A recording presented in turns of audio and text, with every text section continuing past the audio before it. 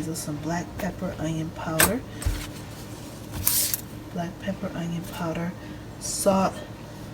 I'm going to add these onions to the pan with some vegan butter, but also mixed with some regular imperial butter. I'm not going to use a lot of this. I'm going to use mostly this because I saw someone on YouTube throw it in a pan with the flour and onions. I'm going to add garlic and some seasonings to mine. And then I just got my broth cooking with some of those herbs and seasonings that I showed you. Just cooking really low before I throw the mix from this with the flour. I see a lot of people creating the white powder sauce, I guess, if that's what the name is. Basically to get the powder to get rid of that white flour taste, because I'm going to use white flour. And I'll be right back. I've added the butter and then some of the vegan butter with avocado oil, the onions, some garlic, fresh garlic in here. Okay, and I would say it's probably about a tablespoon of garlic. And then I added some of the chicken broth from here that I have just cooking very slowly. Okay, very slow. And I just let it simmer, hoping that some of the flavors are really smelling very herb-like.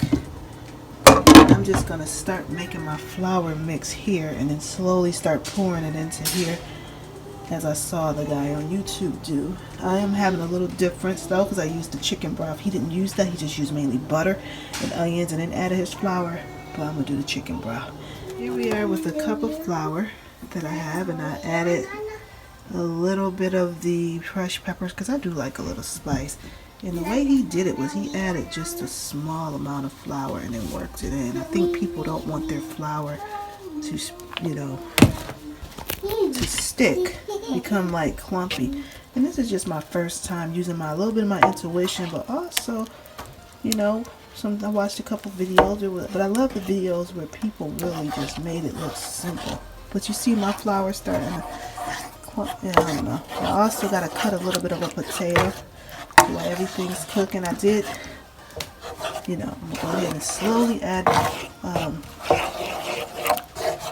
the flour just to kind of make sure there's no clumps, getting any kind of clumps out.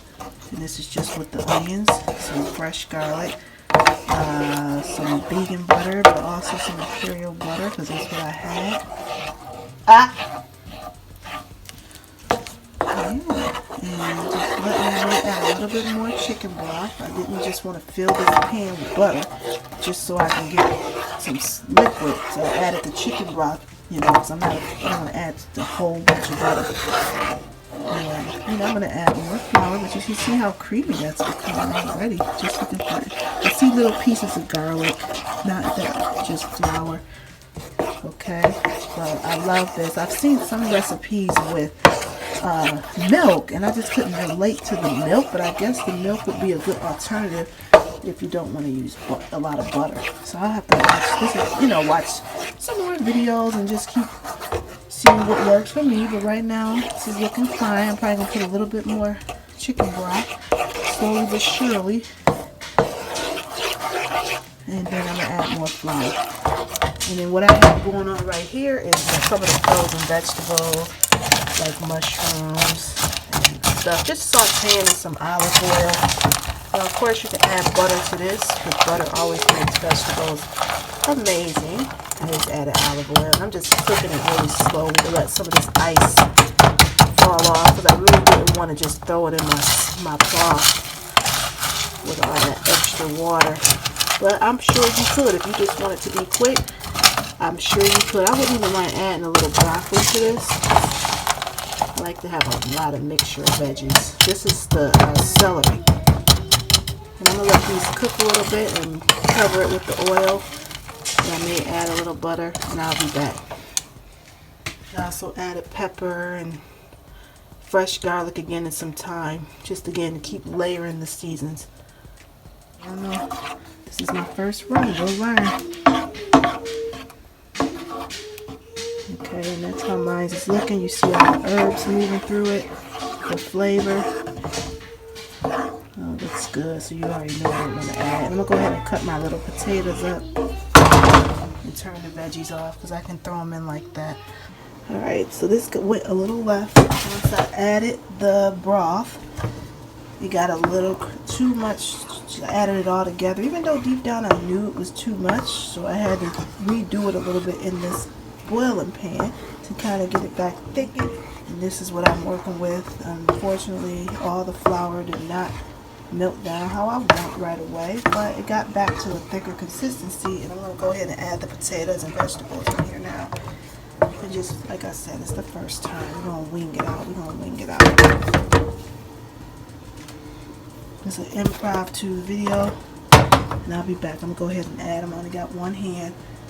Potatoes, veggies, mushrooms, and I'll be back. I just put the veggies in here with the broth, and I'm going to go ahead and see how this is going to look. It just looks like it's so much food, and my broth is looking a little weird because of all the herbs and all that.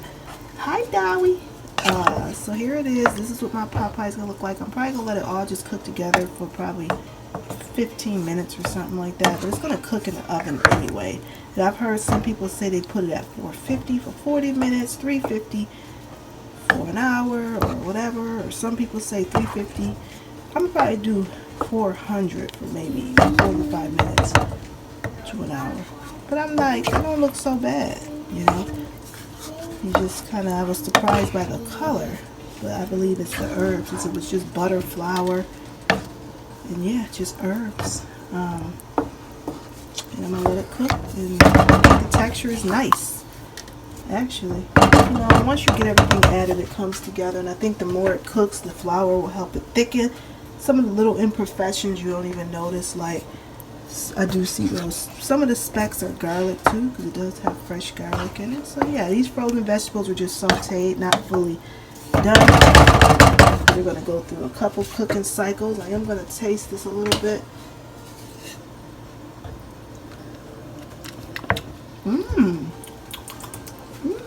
Very good. I'm trying to think, because I taste all the herbs, the spices, and as I said before, I added a little bit of crushed peppers because I like a little spice. You see that push back? That's some creamy, thick sauce, just like you would expect in a pot pie. And when I deal with, even though it's not chicken, I just love herbs. If it was a chicken pot pie, but this is a vegetable pot pie with potatoes. And I just want to make sure I can't sit. And I always add garlic just to give it that little extra. But honestly, at the texture this is, I don't even think you really need to cook it. You could probably just throw it right in the oven. Just an extra step, so we'll see. I'll probably, yeah, we'll see. So I added the little butter here. I have the stove set to 350. It's warming up. I think I'm gonna go with the longer cook time because I just am busy, and I just took some of my vegan butter and rubbed it around the pan just a little bit because I'm not sure if this thing is gonna stick or not. But I just added some butter to it, just lightly.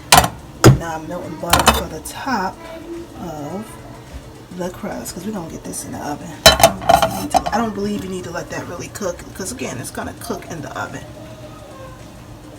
For me, I have to have the bottom crust. I know some people don't put that, but I have to have my bottom crust on the pot pie. So I'll put one of the Pillsbury Doughboy pies on the bottom and then one on the top. And I'm gonna go ahead and throw in the soup, and I feel like it's a lot more than I need, but if it's end up being more than I need, I'll just use it at the other part of the soup. This is me with the added contents for the pie. I always overdo it so something's spilling over, but I wanted to get every little bit of that pie. Not much is left on the brim, so I may end up having to pay for that with it leaking. I'm not sure, but I wanted to get as much of that potatoes and stuff as possible, even more so than that broth. So but the rest that I have is this much, so it was a little more, but I'm going to make this into a soup and just eat it like a soup. Okay, and as you see, that's what we're looking like, nice and thick and creamy. We'll go ahead and put the top on.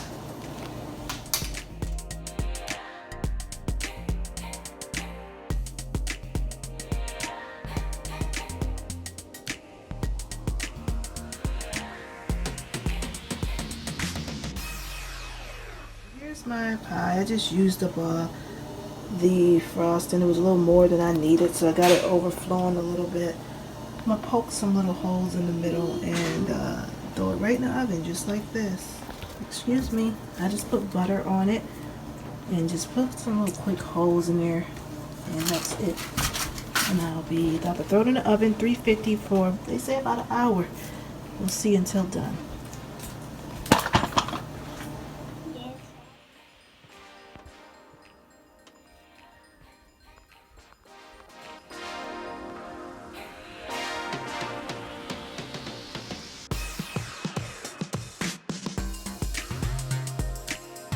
Pot pie has been cooking for about a little under an hour. I think I got about 10 minutes or so at 350, and this is what it's looking like in the oven. Thank God it didn't overflow as I suspected. I did the crust a little funny, but it's all good. I didn't want to waste any. Alright, it's almost done. Here's my pot pie, and I'm actually happy that I left that rolled over because I'll take some pieces off and throw it right in my pot pie each day to add a little bit more crust, because I love, best part of a pot pie for me is the crust. And I must say, so far it looks good. Let's see how it looks when I put it on my plate. And I'm hand handling, so you won't get to see me do everything. Cut in, and I just said I gotta show this. I'm not even sure what I'm about to do. Ooh, I'm gonna get a piece. Had to move the plate closer, honey. It's all ready because the spatula's kind of big. I'm not sure what I'm about to get into.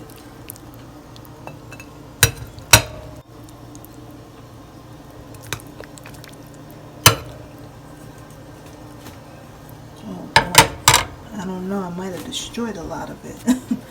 That's when I take a few pieces here and next time I'll probably let this cool.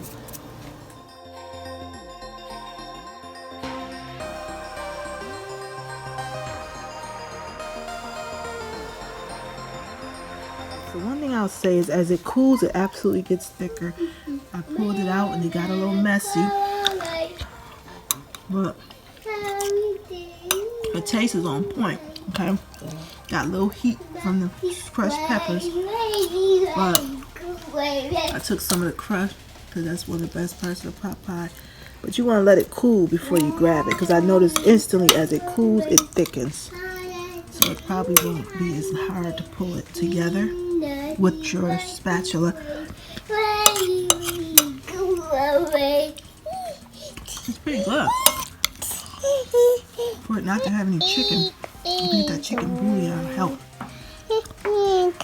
So that's what pot pie sit for about 10-15 minutes before you take a piece, and you'll have it. It won't get all broken apart. I think it'll stick together a little better like a pie. Crust is delicious. So to me, as long as the crust is in there, it's all good. This is the next day after having it in the oven. I just let it go. Put the whole pie in the oven at 170 and just let it reheat on its own, and it came together much better when I lifted it out. Some of the breading was already broke,